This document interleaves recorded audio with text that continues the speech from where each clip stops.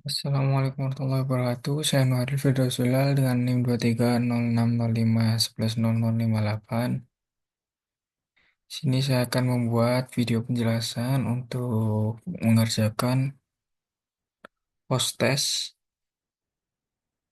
di pada kelas jaringan komputer. Nah, langsung saja ke soalnya.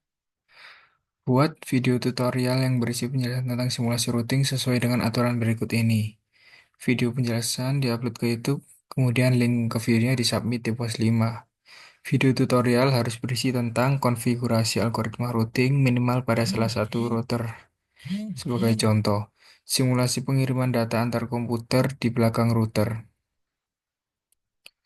Gunakan topologi seperti ini.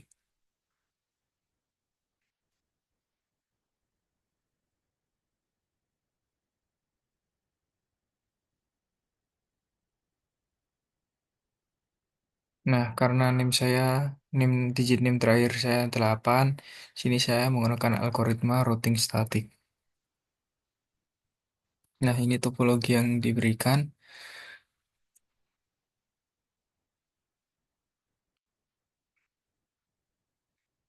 Routing statik sendiri adalah cara manual untuk menentukan jalur komunikasi antar jaringan, berbeda dengan USPF, EIGRP, atau RIP yang bersifat dinamis. Static routing harus dikonfigurasi secara manual. Kita akan menggunakan perintah IP route untuk menetapkan rute.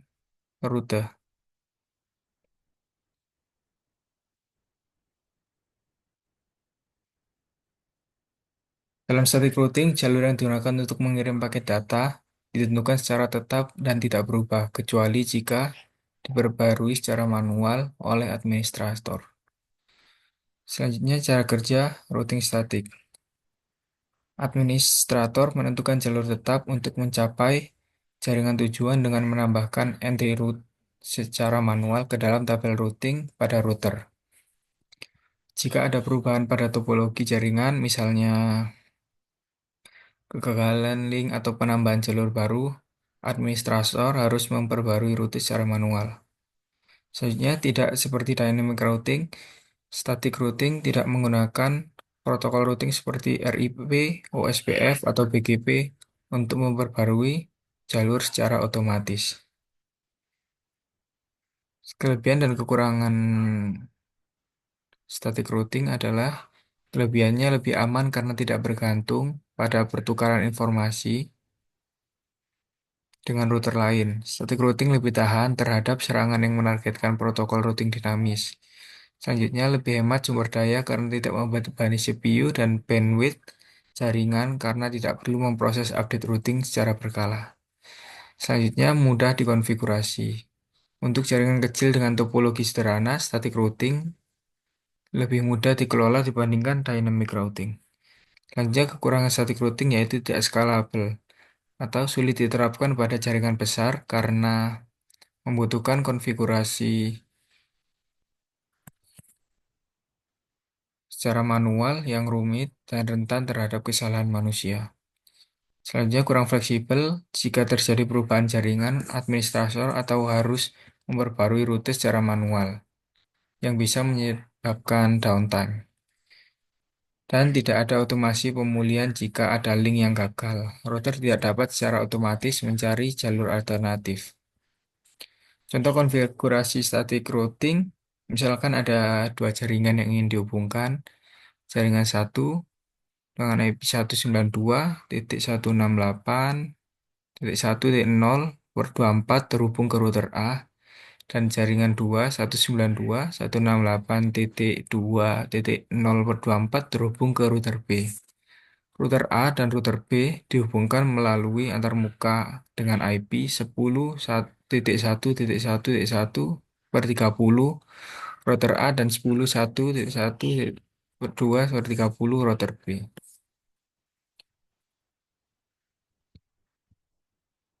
Routing statik cocok digunakan untuk jaringan kecil atau jaringan dengan topologi tetap yang jarang berubah. Saat menghubungkan jaringan yang memiliki jalur tetap, misalnya antara dua kantor yang hanya memiliki satu koneksi. Untuk backup node, route misalnya sebagai cadangan jika dynamic routing mengalami masalah. Kesimpulannya, static routing cocok digunakan untuk jaringan sederhana dengan jumlah rute sedikit. Namun, jika jaringannya berkembang menjadi lebih kompleks, biasanya administrator akan beralih ke dynamic routing untuk efisiensi dan fleksibilitas yang lebih baik. Nah, sekarang langsung saja untuk konfigurasi static routingnya.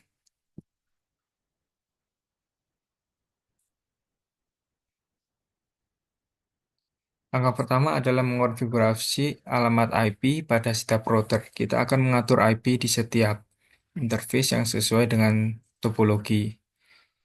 Ada gambar.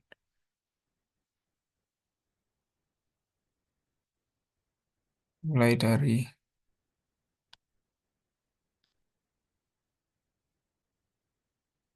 nah untuk mempersingkat waktu, mungkin untuk routingnya nanti saya percepat.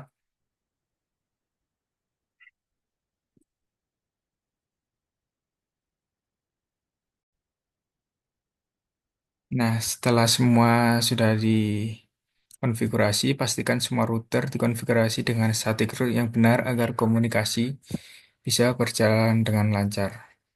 Setelah semua konfigurasi selesai, kita akan menguji konektivitas antar komputer menggunakan ping. Contohnya, kita akan ping PC 2 dari PC 1 dari router 0. Contohnya,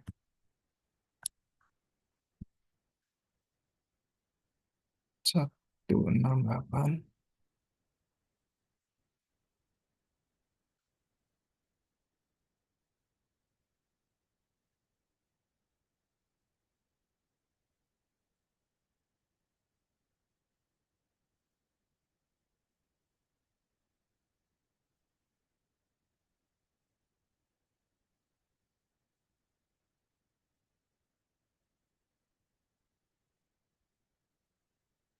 Jika konfigurasi benar, kita akan mendapat reply dari tujuan ini yang menandakan bahwa static routing bekerja dengan baik. Sebentar, ini.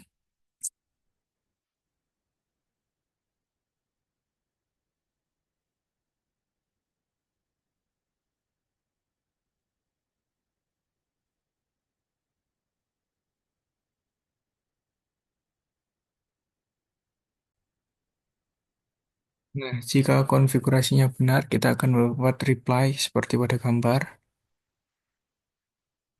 yang menandakan bahwa static routing berfungsi dengan baik. Kita coba lagi untuk ping komputer yang lain.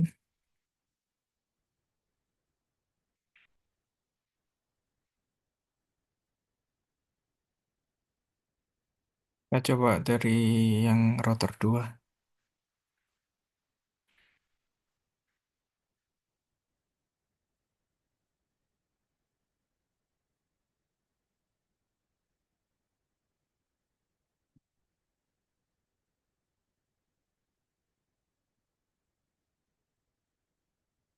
Nah, sudah keluar yang seperti reply from 19252 yang menandakan pingnya berhasil. Selanjutnya, adalah simulasi pengiriman data antar komputer di belakang router.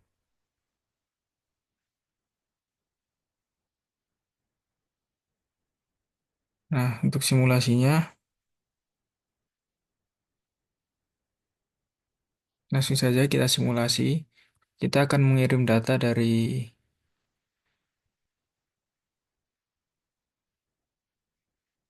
PC 1 router 0 ke misalnya ke PC 2. Cuma saja disimulasikan.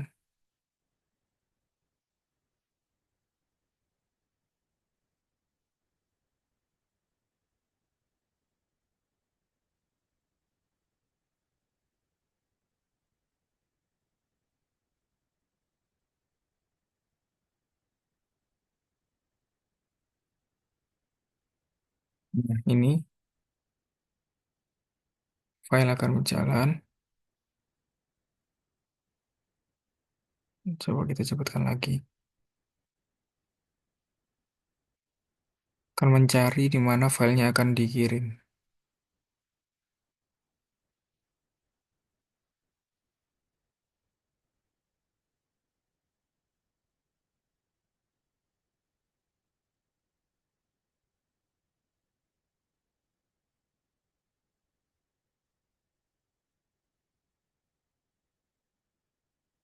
Nah, di sini pengirimannya sukses.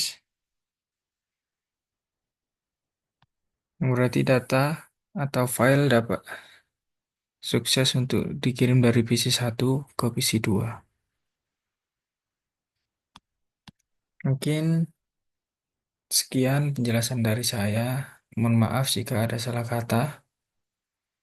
Terima kasih. Wassalamualaikum warahmatullahi wabarakatuh.